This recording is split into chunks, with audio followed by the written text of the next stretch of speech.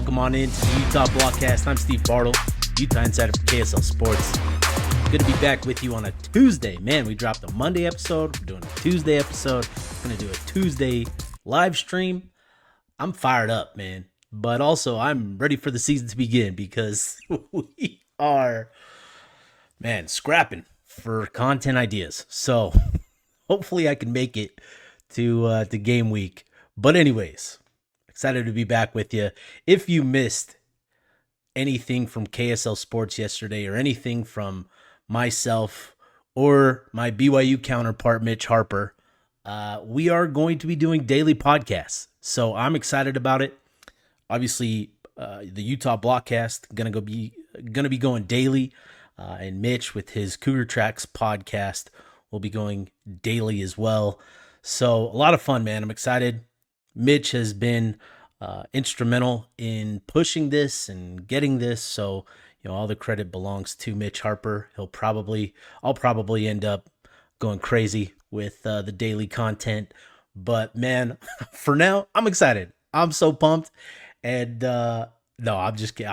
I will be excited. I will be just as enthusiastic week 8 as I am right now. So a lot of fun planned out for the season, and excited for what's to come with the Utah Blockcast. So anyways, on today's episode, I'm going to recap what we heard from Coach Whittingham yesterday at his media availability. We got to hear from him for about 3.5 minutes, which is just a whole lot of stuff to dig apart, obviously. Just kidding. Not really. 3.5 minutes. Man, it's tough, man. Fall camp has been tough. We don't get media observations. We get these players and coaches for a couple minutes at a time. Utah's making it tough on us. I reached out to fellow Big 12 media members, and they're all enjoying media availabilities for 20, 30 minutes and watching practices. Jason Shear told me they can take video of practices there. Like, it's just, I'm so jealous. I'm so jealous, man.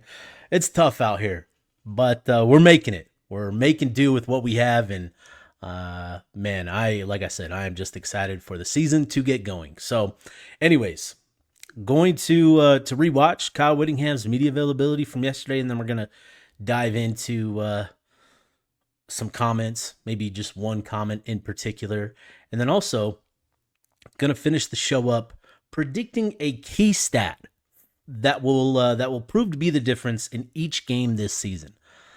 Started to do my homework on programs this season, and getting stuff prepared and getting ideas, getting a feel for what the season is going to look like, what the opponents are going to present Utah, and so I think I have at least a reason to justify each stat that I think will at least be entertaining. Obviously, we won't know what's going to happen until we get into the season and see how these teams start performing. But for now, I'm going to make some predictions on what key stat or key metric will prove to be the difference in each game this season. So interested to hear the feedback on that. And yeah, so let's get into it.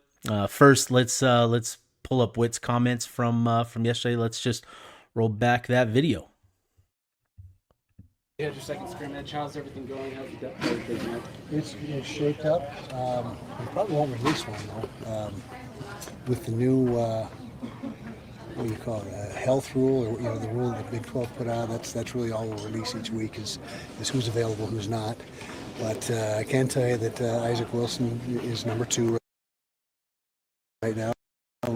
And Bird Ficklin will have a role as a number 3 guy, a portion of the offense that he'll have available to him. But I think we're pretty well set at each position, and we know who the travelers are, who the scout team guys are, and 12 days out, and it's time to really focus and hone in on UCLA. What are your thoughts on the Big 12, mandating injury reports? I know you've liked keeping injuries close to your vest for the past few years. What are your thoughts on it? Yeah, we'll adhere to it. It's not a problem at all. Kind of wish the Power Four was all on the same page, and each conference didn't have their own spin on it. I don't know why we can't get together and have one uniform injury report or whatever you want to call it. But sure, we'll adhere to the rule, and The way I understand it, it doesn't count, or the rule's not in place for non-conference games, so it's only when you're facing a conference opponent. And so we'll fill the paper out or whatever the procedure is and go from there. Kyle, we haven't heard anything about the specialists this fall. How have they been performing so far? They had a good day today. It's been a little bit erratic, some positive days, some not so good days. But Dylan Curtis, our place kicker, was 100% today, and he's got a strong leg. He is without question got the strongest leg that we've ever had here. And I know Matt Gay might take exception to that, and Andy Phillips, but this guy hit a 65-yarder in practice with no problem. And so he's a freshman. He's never kicked under the bright light. So. Well, my guess is he'll handle it pretty well, but he has not kicked in a college football game, so we don't want to get ahead of ourselves, but as far as leg strength, it is there. Orion, our punter, has had a little bit of a sore leg during the course of camp, so he was shut down for a little bit of time, and now he's back, and looks like he's going to be able to do a good job for us. Kyle, how does Teo Johnson look? How's he look? Yeah. He looks great. He's the captain of the secondary back there, him and Smith Snowden. He's everything you want in a free safety. He's a good tackler. He's got range. He's got instincts. He takes good angles to the ball. He's got good ball skills. He was a receiver when he came here, so he's certainly very capable as a ball catcher. So he's got size. He's 6'2" and about 200 pounds. So he's the whole package. Have you just seen that gradual growth with him every year? Ever since he got here, he's taken a step forward each year. And I can't remember when we moved him. I think it was after his freshman year we moved him to safety. But when we recruited him, we had that in mind that he may end up on that side of the ball. But I think he's really in the right spot and doing a good job. Where do you feel like Isaac has improved this offseason? Decision making, his clocking head, getting the ball out quicker, not holding on to it as long, accuracy, virtually across the board, and really all those game reps he had last year, are paying dividends now, and that there's really no substitute for game reps, and that's the big thing he had going for him in that battle against Bert Fickman, is he's had reps at this level and Bert had not. How's the wide receiver battle shaking out? Good. We know who the guys are, and we feel like we've got 5 or 6 guys who are going to really be in the mix and add to what we're doing. Thanks.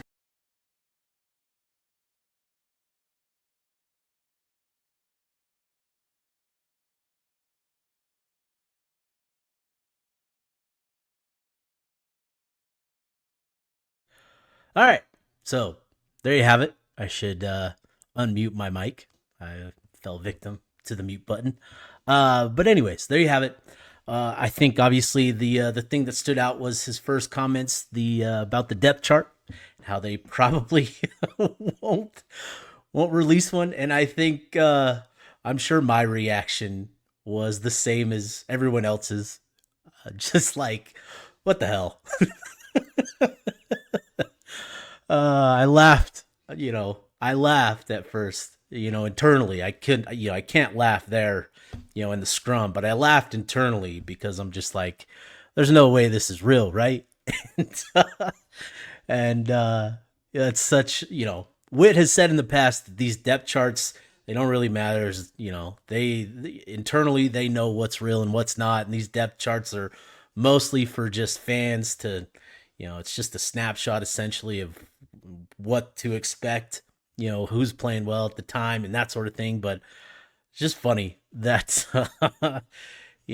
that this is, it is what it is. And so, then I started to think of the last couple years and how the last couple years have gone. And, I quickly came to terms with the pain all over again.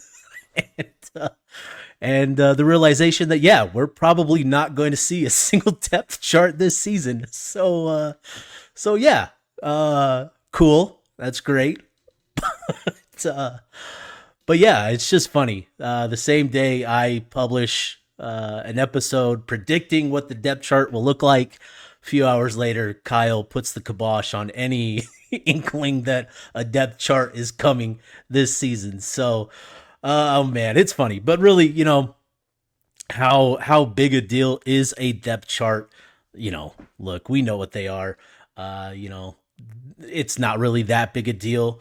right? I mean, we saw it last year with, some of the players that were listed on the depth chart just were in and out of the lineup. Some didn't even play. Some suited up, didn't play. Some, weren't on the depth chart, played a lot. So, these depth charts, how much value do they actually provide?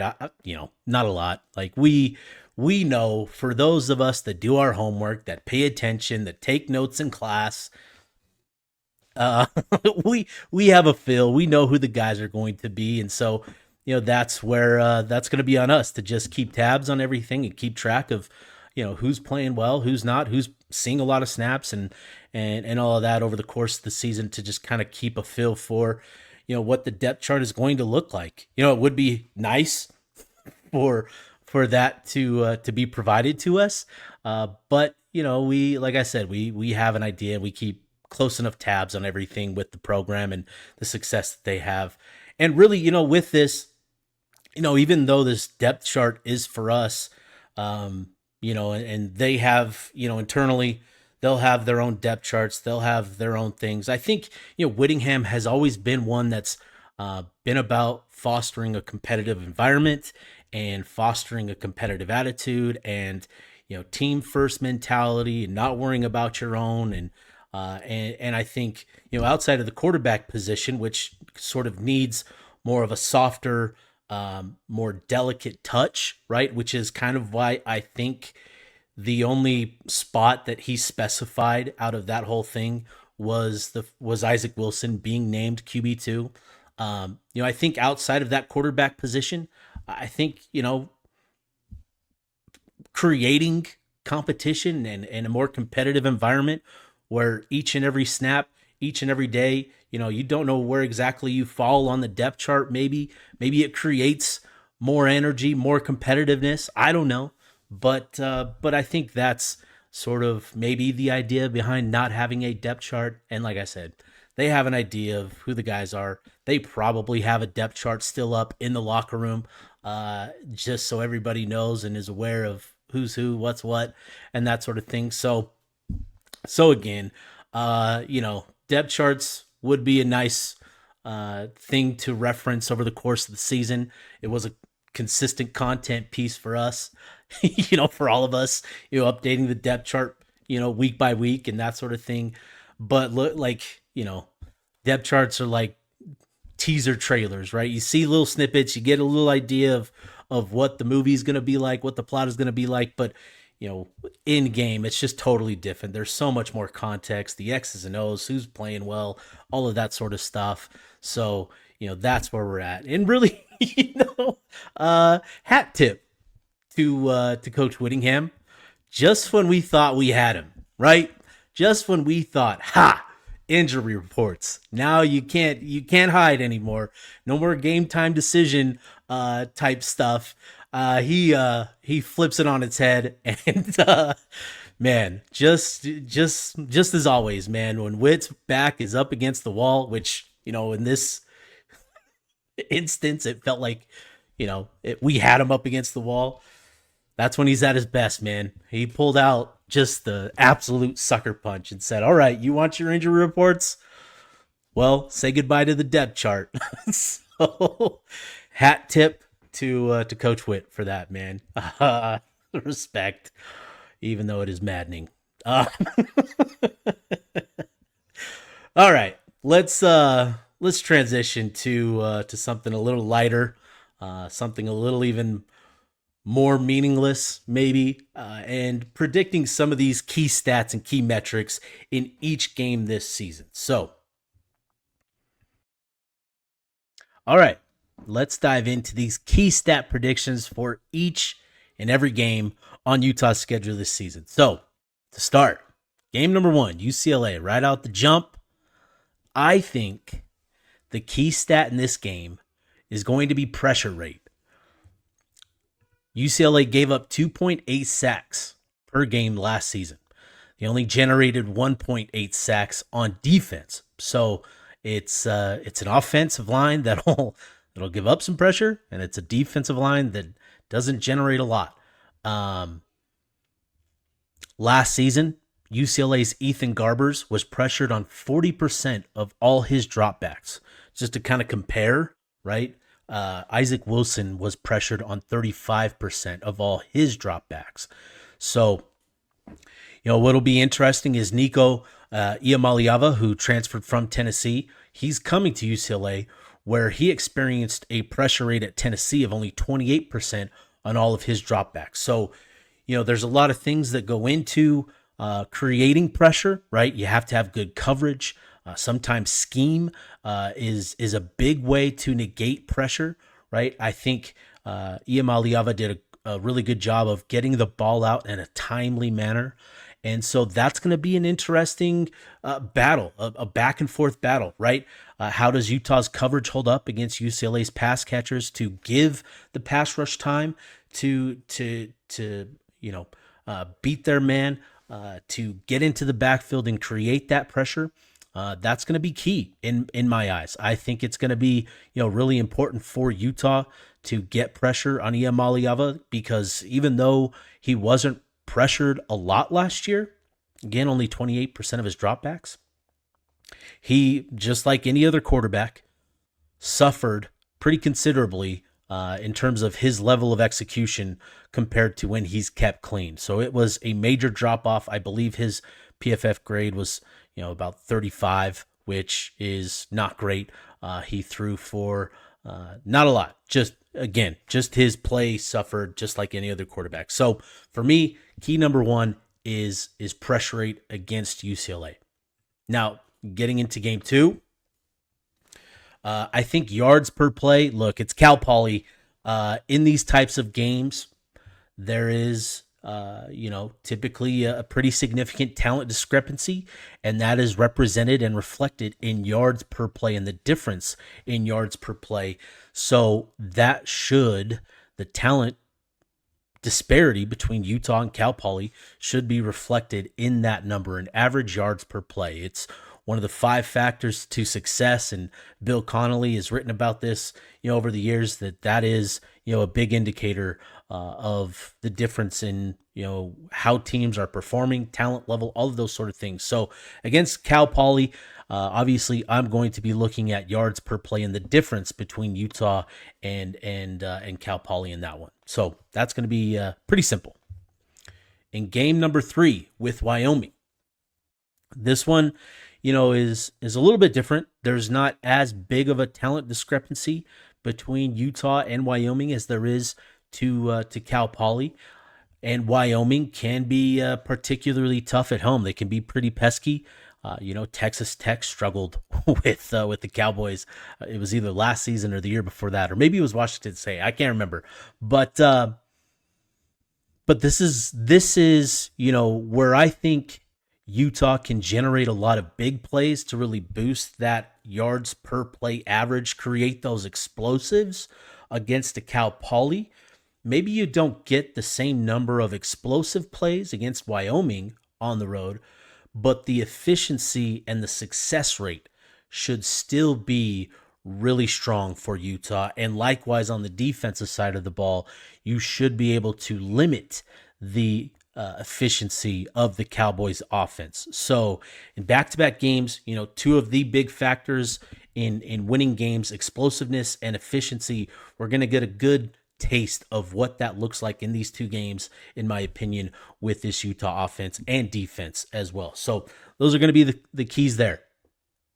Getting into game number 4, now into conference play, welcoming Texas Tech to Rice-Eccles Stadium. This one is going to be interesting, right? So what was interesting learning about Tech, this offseason and that is that they were actually one of the more balanced teams in terms of run-pass ratio. When we think of the Red Raiders, right, we think of Mahomes, we think of Leach and the high-powered, high-octane passing attacks. But Taj Brooks actually led the Big 12 in rushing yards last year with over 1,500 yards and brought balance to the Red Raiders offense. Now, Brooks has moved on to the NFL, but the Red Raiders brought in Quentin Joyner to fill that role. And unfortunately, what we learned last year, or what we learned yesterday with some breaking news, was that Joyner has suffered a season-ending injury. And so what is this Red Raiders team going to look like without the expected bell cow that was supposed to be the guy to give you those 4, 5, 6 yard, chunks of at a time, right? Who's going to be that guy? They feel optimistic about a couple players filling in for Joyner, but he was supposed to be that guy. He had a great spring. He was the anticipated RB1 for the Red Raiders. So, in my opinion now, with Brett Morin and the passing attack with the receivers they brought in, I think it's going to be crucial for Utah on the defensive side of the ball to limit the explosive rate, to limit the amount of explosive plays in this game, because we just don't know what this rushing attack under the Red Raiders is going to look like. So if you can take away those explosives and really force Morton to beat you, by being efficient, moving the ball down the field, then that's okay. But you just don't want to allow this Red Raider offense to create those explosive plays with the question marks around the running game now. So for me, that's going to be the key. And and with the offense in this game as well, with the Utah offense, I think it's going to be important for the Utes to create some explosives in this game as well on the offensive side of the ball. And they can do that on the ground, through the air. I think that's going to be a key in this game, is the explosive rate of the two teams. Now, getting on the road for the first conference road game at West Virginia, I think, with Rich Rod returning to Morgantown, we know his offense. It's centered around the run game. The QB run game is a big part of Rich Rod's offense. And obviously we know under Whittingham that the run game is the offense. It is at the forefront of the offensive game plan and the forefront of the defensive game plan. So I think, who comes into this game controlling the trenches and, has the advantage in the rush yards per play, I think is going to have the upper hand in getting the victory in this one. So that's going to be the key for me in this game, in the first conference road contest for the Utes, is rush yards per play, because I think, again, just with the way that these two programs, these two offenses, even though they may go about it differently, although not that differently now with Beck's offense, and that being centered on the option game, just like Rich Rod's, I think the difference there in rush yards per play is going to be the difference on the scoreboard and who wins and loses this one. Getting to game number 6. So after the bye week, you've had a week to recoup. You welcome the Sun Devils to town. And I think back to last year's contest with the Sun Devils. In this matchup, we remember last year being what it was. And, with Cam's injury status aside, right, and how that impacted the game, I felt like Arizona State, late in that game, found more success on third down. So to me, I think third down conversion is going to be a big key in this one, because I view this game, I feel like this game is going to be a slugfest. And,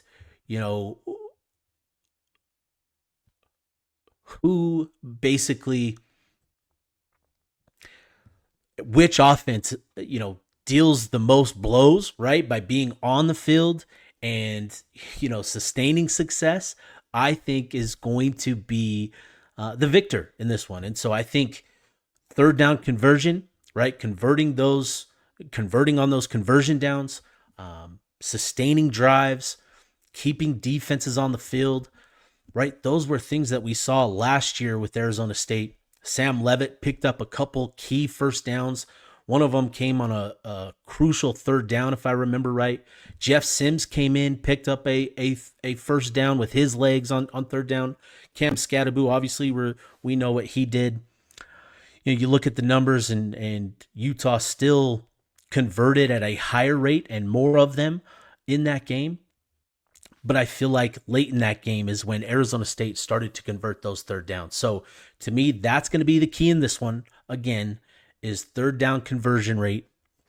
Because, again, I just think this is going to be a slugfest with each team, dealing blows, and the offense that deals the most blows is going to be the offense that's just on the field, sustaining drives, putting points on the board. That's what I view in this game. So to me, third down conversion is going to be the key stat in the matchup against the Sun Devils. Now, getting to the back half of the contest of the schedule here. Sorry. One sec here. Let me readjust my graphics here. Starting with BYU. So going on the road to Provo, you look at the last two rivalry games, right? BYU's won the last two. Obviously, we could debate again. We can rehash everything from last year's game. Was it a penalty? Was it not? Whatever. Whatever. In this game, the single most important thing for Utah is the turnover margin. You look at the last two games in the rivalry, both losses.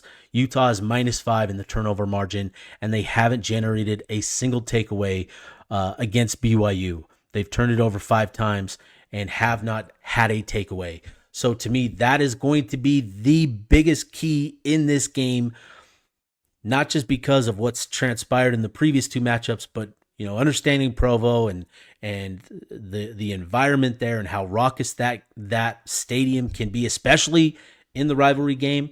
That's going to be important, is generating takeaways and winning the turnover margin. That's going to be the big key for Utah in that one. Now, after that game, you return home to Colorado. And this one, this is going to be really interesting because obviously we know that Colorado has moved on from Shedeur Sanders and Travis Hunter. And in a lot of ways, those two were the entire identity of Colorado. And without them, we don't really know what this team is going to look like. And so, we've got a lot to learn about the Buffaloes this year. So for me, basing this on what we do know about, sorry, I'm all over the place right now. But what we know about Colorado is they've brought in, a transfer quarterback and a talented freshman quarterback there in Colorado. Those two, and I'm blanking on their names, Julian Lewis is the freshman, and the transfer they brought in, Caden Salter.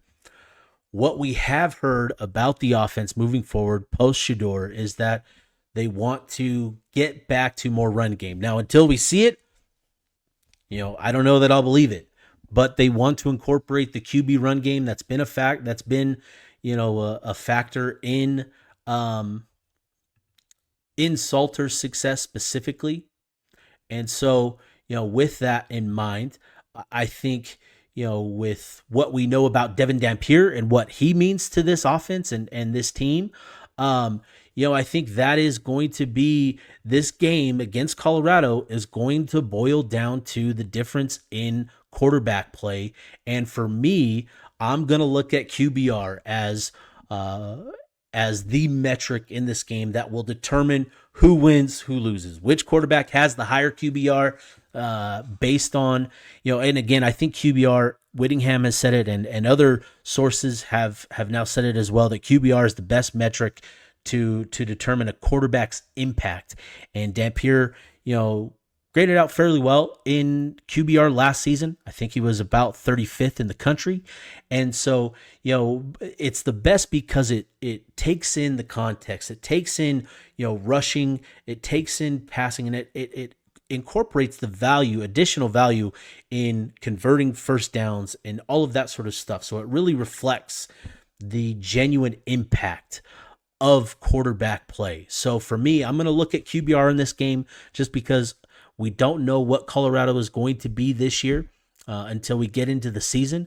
But we know that the quarterback was a big part of their success last year. And with what they've brought in this year with Caden Salter and Julian Lewis, we know that it's going to be another key position with the skill positions and with the skill and talent that they have at that wide receiver position. We know that it's going to be vital to their success again this year. So for me, that game is going to come down to QBR.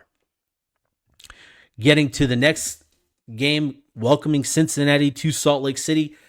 I like Brendan Sorsby as a quarterback. I think he is underrated. I think he's undervalued. I think, we look at Cincinnati's record and that reflects on the quarterback. Records, wins and losses aren't a QB stat specifically, but obviously, with how much is put on the quarterback's plate, it's part of the position, right? But I think Sorsby is a good quarterback. And yet I think Cincinnati is going through a tougher than anticipated transition coming into the power conference level, where they don't have, the depth of talent that they need to contend. But, a 5-7 year last year, I thought Sorsby was a bright spot. And so for me, I think the key is first down yards per play. I want to keep Sorsby in those longer yardage conversion down situations. So, force him to be great.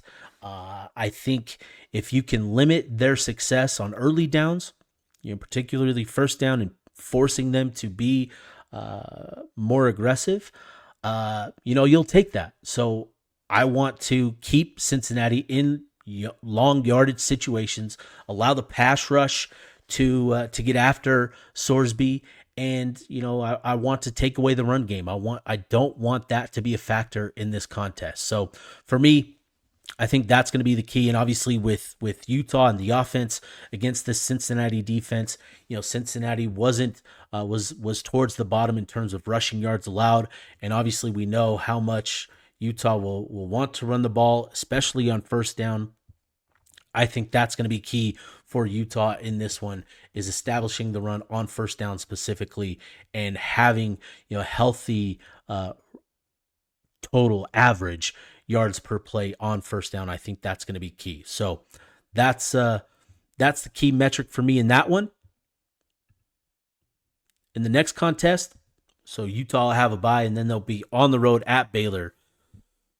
This one is going to be really interesting. So Sawyer Robinson burst onto the scene last year at quarterback for the Bears and just reignited that offense in a way that I don't think anybody anticipated. I thought he proved to be pretty special, and he was particularly impressive in passing down situations, and that success on those passing downs allowed them to sustain drives. It converted a lot of third downs.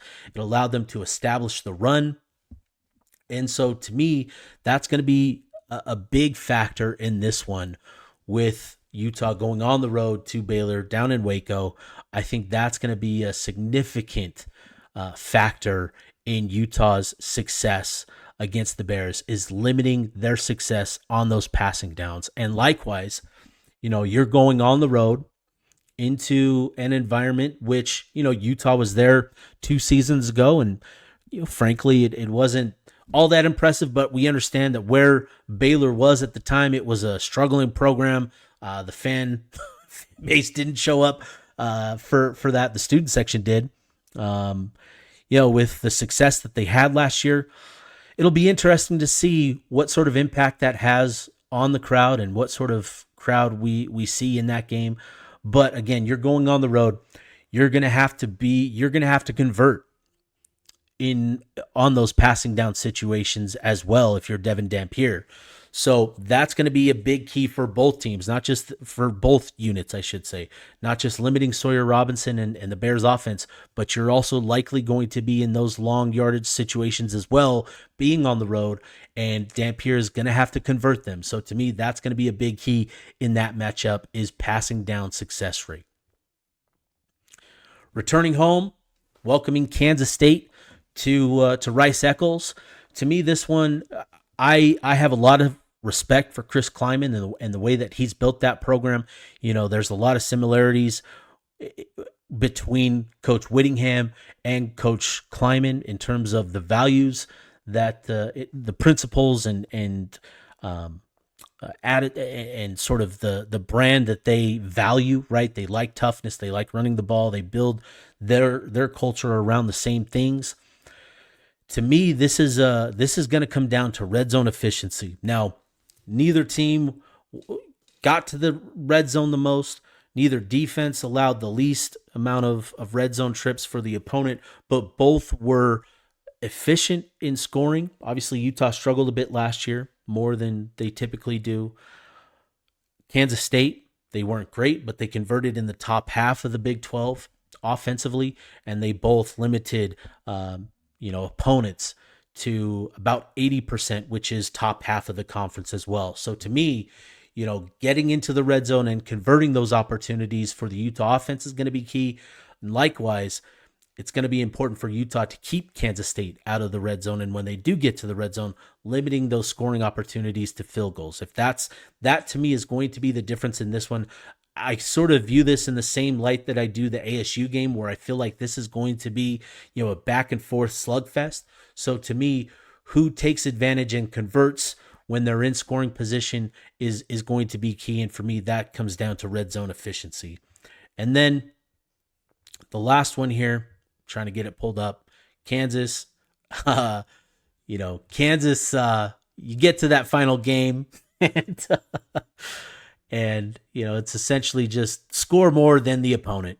This is essentially what this one boils down to, and I'm trying to get the graphic added here, but just score more than the Jayhawks at that point of the season.